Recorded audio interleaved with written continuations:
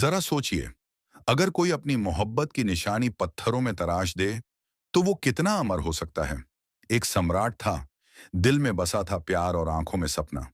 उसी ने एक ऐसी संरचना खड़ी की जिसे आज हम ताज का जादू कहते हैं। मगर इस जादू के पीछे कई ऐसे राज हैं जो सदियों से छिपे हुए हैं। आपने सुना होगा कि ताजमहल शाहजहां ने मुमताज के लिए बनवाया था, पर क्या आपको मालूम है कि इसके तहखानों में क्या छिपा है? क्यों 22 कमरे आज तक बंद पड़े हैं? चलिए आपको लिए चलते हैं ताजमहल की परतों के पीछे छिपे अनसुने रहस्यों की दुनिया में। ताजमहल यमुना किनारे खड़ा है, जहां जमीन दलदली और नमी से भरी होती है। उस दौर में बिना आधुनिक मशीनों के इतनी भारी इमारत को टिकाए रखना किसी अजूबे से कम नहीं। पर मुगल इंजीनियरों ने कमाल कर दिखाया। उन्होंने जमीन के नीचे दर्जनों कुएं बनाए, जिनमें पत्थर और लकड़ी भरकर एक मजबूत आधार तैयार किया। खास बात यह कि इन लकड़ियों में जैसे जैसे नमी मिलती है, ये और भी मजबूत हो जाती हैं। यही नमी यमुना से मिलती रही। लेकिन अब यमुना का जलस्तर गिर रहा है और नींव कमजोर होती दिख रही है। 2010 में कुछ दीवारों में दरारें देखी गईं, जो इस चिंता को और पुख्ता करती हैं। झुकी हुई मीनारों की चालाकी अगर आपने गौर किया हो, तो ताजमहल के चारों मीनारें सीधी नहीं, बल्कि थोड़ी थोड़ी बाहर की ओर झुकी हुई हैं। ये कोई गलती नहीं, बल्कि एक रणनीति थी। अगर कभी कोई भूकंप आए तो मीनारें इमारत की ओर न गिरें, बल्कि बाहर की दिशा में जाएं। इस सोच ने ताजमहल को कई प्राकृतिक आपदाओं से बचाया है। क्या आपने सोचा है कि रात के अंधेरे में भी ताजमहल को रोशन क्यों नहीं किया जाता? न कोई एलईडी, न फ्लड लाइट्स। इसके पीछे भी वजह है सुरक्षा और शांति। कई इतिहासकार मानते हैं कि शाहजहां इसे एक शांत स्मारक के तौर पर बनवाना चाहते थे, जहां रात के सन्नाटे में सिर्फ चांदनी बोले। आज की इमारतें सीमेंट के बिना टिक ही नहीं सकती, पर ताजमहल में एक भी बूंद सीमेंट नहीं लगी। तो फिर यह कैसे बना? उस समय चुना, गुड़, बेसन और शंख पाउडर जैसी चीजों से एक खास मिश्रण तैयार किया गया, जिसे आज की भाषा में प्राकृतिक कंक्रीट कह सकते हैं। इसी से दीवारें जुड़ी और आज 350 साल बाद भी ये इमारत उसी शान से खड़ी है। ताजमहल के बेसमेंट में 22 ऐसे कमरे हैं जिनमें आम जनता को जाने की अनुमति नहीं है। कुछ लोग कहते हैं कि वहां प्राचीन हिंदू मंदिर के चिन्ह छिपे हैं, तो कुछ का दावा है कि वहां सिर्फ संरचनात्मक सामग्री या पुरानी वस्तुएं रखी हैं। सच क्या है, ये आज तक एक रहस्य बना हुआ है। एक रिपोर्ट के मुताबिक ताजमहल को बनने में करीब 32 लाख रुपए लगे थे, जो आज के दौर में हजारों करोड़ों के बराबर होते। इसे बनाने में 20,000 से ज्यादा कारीगर 22 साल तक जुटे रहे। ताजमहल को लेकर ऐसे 22 रहस्य हैं जो न केवल इसे दुनिया की सबसे खूबसूरत इमारत बनाते हैं, बल्कि सबसे रहस्यमयी भी। क्या आप इन सारे रहस्यों को जानना चाहते हैं? तो इस वीडियो को अंत तक जरूर देखें। और अगर आप भी मानते हैं कि प्यार सिर्फ दिल में नहीं, बल्कि पत्थरों में भी जिंदा रह सकता है, तो इस चैनल को सब्सक्राइब करना मत भूलिए। मुगल काल में यमुना नदी को राजसी प्रवेश का मार्ग माना जाता था। सम्राट और दरबारी नाव द्वारा नदी के किनारे से आते थे, जहां एक सुंदर चबूतरा मौजूद था। दुर्भाग्यवश समय के साथ नदी की धारा बदलती गई और वह घाट पूरी तरह नष्ट हो गया। मजदूरों के हाथ कटवाने की सच्चाई अक्सर यह कहानी सुनने को मिलती है कि शाहजहां ने ताजमहल के निर्माण के बाद शिल्पकारों के हाथ कटवा दिए थे, ताकि वो फिर कभी ऐसा अद्भुत निर्माण न कर सकें। मगर इतिहासकारों की राय इससे अलग है। कई प्रमाणों के अनुसार उन कलाकारों को जीवन भर का वेतन देकर उनसे यह लिखवा लिया गया था कि वे ऐसा निर्माण कार्य दोबारा नहीं करेंगे। 20,000 से ज्यादा मजदूरों के साथ ऐसा करना न केवल अव्यवहारिक था, बल्कि इसका कोई ऐतिहासिक साक्ष्य भी नहीं मिलता। कुतुब मीनार से ऊंचा ताज। आपको जानकर हैरानी होगी कि दिल्ली की प्रसिद्ध कुतुब मीनार से भी ताजमहल ऊंचाई में बड़ा है। जहां कुतुब मीनार लगभग 5 मीटर ऊंची है, वहीं ताजमहल की ऊंचाई लगभग 73 मीटर तक मापी गई है। मगर चूंकि ताज एक गुंबद नुमा इमारत है और मीनार खड़ी, इसलिए भ्रम बना रहता है।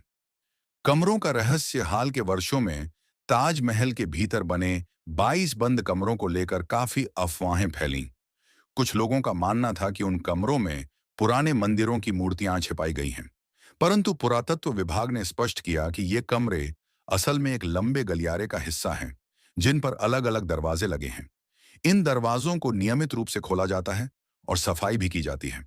इन अफवाहों को खत्म करने के लिए एएसआई ने इन कमरों की तस्वीरें भी अपनी आधिकारिक वेबसाइट पर जारी कर दी हैं। इतिहास के पीछे की हकीकत को जानना जरूरी है। ताजमहल सिर्फ एक प्रेम की निशानी नहीं, बल्कि भारत की वास्तुकला, विज्ञान और संस्कृति का भी प्रतीक है। ऐसे किस्सों को जानना न केवल ज्ञानवर्धक है, बल्कि हमें यह भी समझने में मदद करता है कि अफवाहों और इतिहास में कितना फर्क होता है। कल्पना कीजिए, एक ऐसी इमारत जो बिना किसी आधुनिक सीमेंट के सदियों से मौसम, समय और इतिहास की आंधियों को झेलती आ रही है। जी हाँ, हम बात कर रहे हैं ताजमहल की, जो न केवल प्रेम का प्रतीक है, बल्कि वास्तुकला का भी एक ऐसा चमत्कार है जिसे देखकर हर कोई स्तब्ध रह जाता है। जब सीमेंट नहीं था, तब भी कारीगरों ने चमत्कार कर दिया। आज की इमारतों को मजबूत करने के लिए पोर्टलैंड सीमेंट का सहारा लिया जाता है, जिसका आविष्कार 1924 में इंग्लैंड के जोसेफ एस्पर्डिन ने किया था। लेकिन सोचिए, ताजमहल का निर्माण तो 1600 के दशक में हुआ था। यानी उस जमाने में न सीमेंट था, न मशीनें। फिर ये कैसे बना?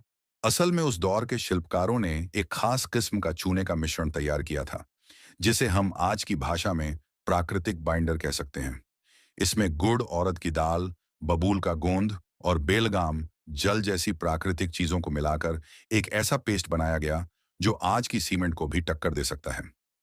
निर्माण की यात्रा 22 वर्षों की बेमिसाल मेहनत सन 1631 में शुरू होकर लगभग 1653 तक चला। ताजमहल का निर्माण करीब 22 साल का लंबा सफर। इस महापरियोजना में 20,000 से भी अधिक कारीगरों ने दिन रात काम किया। इन कारीगरों को भारत के अलग अलग हिस्सों के अलावा इटली, ईरान, उज्बेकिस्तान और बलूचिस्तान से बुलाया गया था। बुखारा से आए थे संगमरमर तराशने वाले। ईरान से बुलाए गए थे खूबसूरत अक्षरों की कारीगरी करने वाले। राजस्थान के मकराना से लाए गए थे सफेद संगमरमर के पत्थर थी, डिजाइन और नक्शा। कौन था असली रचयिता?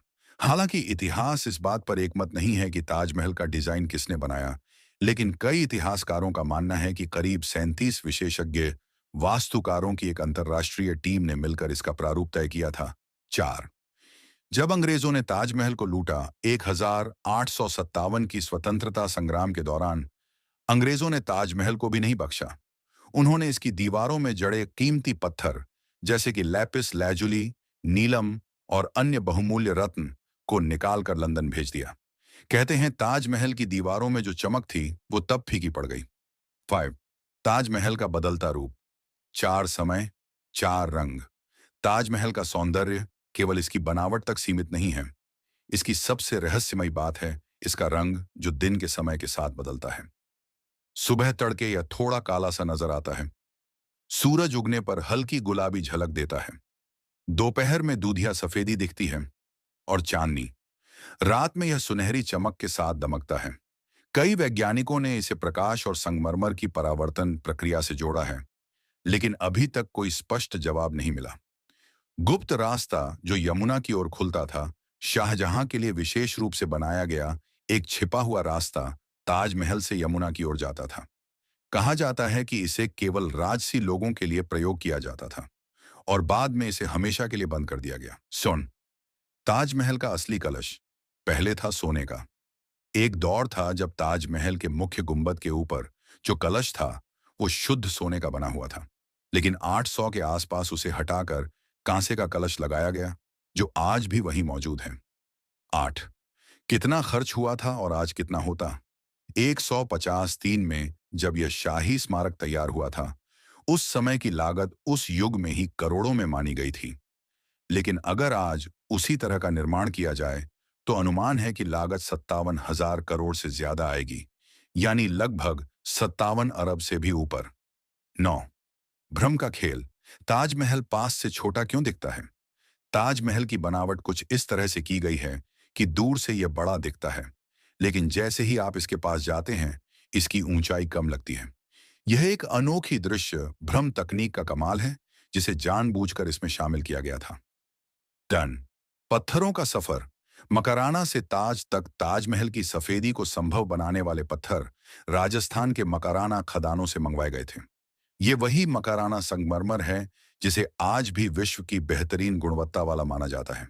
अंत में ताजमहल केवल एक मकबरा नहीं, बल्कि एक ऐसी धरोहर है जिसने बिना सीमेंट, बिना आधुनिक इंजीनियरिंग और बिना मशीनों के खुद को अमर बना लिया। इसे बनाने वालों की मेहनत, उनके हुनर और उस प्रेम की भावना को सलाम, जिसकी वजह से यह आज भी दुनिया के 7 अजूबों में से एक है। 3 ताजमहल, एक अनमोल धरोहर और इसके पीछे की सच्चाइयां। कहते हैं कि सच्चा प्यार समय से परे होता है, और अगर कोई इस बात का जीता जागता उदाहरण है, तो वह है ताजमहल। सफेद संगमरमर से बनी यह अद्भुत इमारत केवल एक मकबरा नहीं, बल्कि एक शाश्वत प्रेम की निशानी है। लेकिन क्या आप जानते हैं कि इसके निर्माण में क्या-क्या खास चीजें शामिल थीं और किन रहस्यों से यह आज भी घिरा हुआ है? आइए जानते हैं कुछ अनसुनी बातें।